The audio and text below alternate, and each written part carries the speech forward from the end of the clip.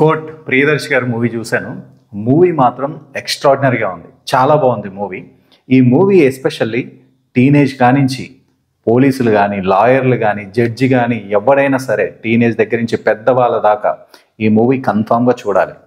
దీంట్లో అలాంటి ఎలిమెంట్స్ ఉన్నాయి. అంత మెసేజ్ ఓరియంటెడ్ మూవీ ఇది. ఈ మూవీ స్టోరీ లైన్ ఏంటంటే, ఒక అబ్బాయి ఉంటాడు, 19 years అబ్బాయి ఒక 17 years అమ్మాయిని లవ్ చేస్తాడు. వాళ్ళిద్దరు ప్రేమించుకుంటారు. సో వాళ్ళ పేరెంట్స్, అమ్మాయి వాళ్ళ పేరెంట్స్ తెలుస్తుంది. ఆ తెలిసిన తర్వాత ఏం జరిగింది, ఆ అబ్బాయి మీద కేసు ఎందుకు పెట్టారు, ఆ అబ్బాయి ఎలా బయటకు వచ్చాడు అనేదే స్టోరీ.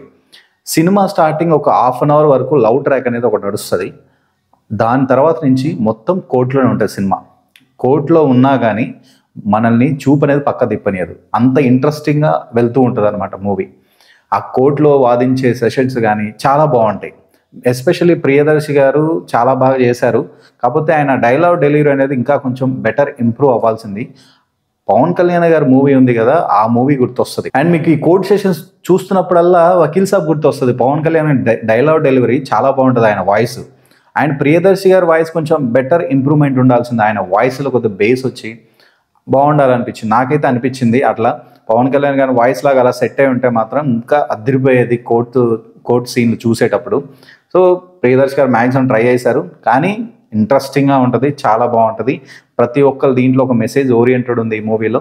సో ప్రతి ఒక్కరు ఇది మూవీ చూడాల్సిన మూవీ. నాకు ఒక లైన్ బాగా నచ్చింది. ప్రియదర్శి గారు ఒకటి చెప్తారనమాట, మనం చిన్నప్పటి నుంచి చదువు నేర్చుకుంటాం కదా, ఆ చదువుతో పాటు ఈ చట్టాలను కూడా చెప్పాలి. ఏ తప్పు చేస్తే ఏ శిక్ష పడుతుంది, దానికి ఎలాంటి సెక్షన్స్ ఉంటాయి అనేది చిన్నప్పటి నుంచి వాళ్ళకి అవగాహన నేర్పిస్తే ఎలాంటి తప్పులను చేయడానికి ఆస్కారం తగ్గుతుంది అనేది ప్రియదర్శి గారు ఒక లైన్లో చెప్తారు. నాకైతే భలే నచ్చింది.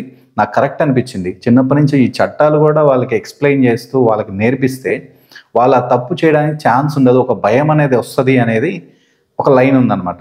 నాకైతే చాలా బాగా అనిపించింది ఈ మూవీ. ఎస్పెషల్లీ ఆ మెసేజ్ ఓరియంటెడే అది. అంత బాగా అనిపించింది. అండ్ చాలా బాగున్నాయి. టీనేజ్ వాళ్ళు ఎలా ఉండాలి, ఏం చేస్తే ఎలా జరుగుతుంది అనేది కూడా ఈ మూవీలో చూపించారు. ఆడపిల్లల పట్ల తల్లిదండ్రులు ఎలా ఉండాలి, ఆ పోలీసులు కేసు పెడితే ఎలాంటి వ్యవహరించాలి, అండ్ లాయర్లు ఎలా ఉండాలి, ఒక జడ్జి అనే అతను ఎలా ఉండాలి, ఈ మూవీలో కరెక్ట్గా ఎక్స్ప్లెయిన్ చేశారు. ప్రతి ఒక్కరు ఈ మూవీ చూడాల్సిన మూవీ, నేర్చుకోవాల్సిన మూవీ కూడా. అంత బాగుంది మూవీ అయితే. ప్రతి ఒక్కరు హ్యాపీగా ఈ మూవీని అయితే చూడండి, విత్ ఫ్యామిలీతో అండ్ కిడ్స్తో. చిన్నపిల్లలకు కూడా ఈ మూవీ చూపించాలి, ఎందుకంటే నేర్చుకోవాల్సింది ఈ మూవీలో ఉంది కాబట్టి. అండ్ ఈ మూవీలో నెగిటివ్ ఏమైనా అనిపించిందంటే, నాకైతే ప్రియదర్శి గారి వాయిస్ అంటే ఆయన కోర్టులో ఆయన చెప్పే డైలాగులు కొన్ని నాకు అంతా అనిపించలేదు. కొద్ది ఇంకా బెటర్ ఇంప్రూవ్మెంట్ ఉండాలనిపించింది నాకైతే. సో అదొక్కటి తప్పితే నాకు ఈ మూవీలో ఎలాంటి మైనస్లు అయితే లేవు. అండ్ మ్యూజిక్ విషయానికి వచ్చిన, మ్యూజిక్ కూడా చాలా బాగుంది, చాలా బాగా చేశారు. అండ్ బీజిఎం కావచ్చు, సాంగ్స్ కావచ్చు, 2 songs ఉంటాయి, 2 బాగుంటాయి. బీజిఎం కూడా బాగానే ఉంటుంది. అండ్ ఈ మూవీ హ్యాపీగా ఫ్యామిలీతో విత్ కిడ్స్తో, చిన్నపిల్లలతో ఈ మూవీ అయితే చూడవచ్చు. ఎలాంటి వల్గారిటీ అయితే ఉండదు.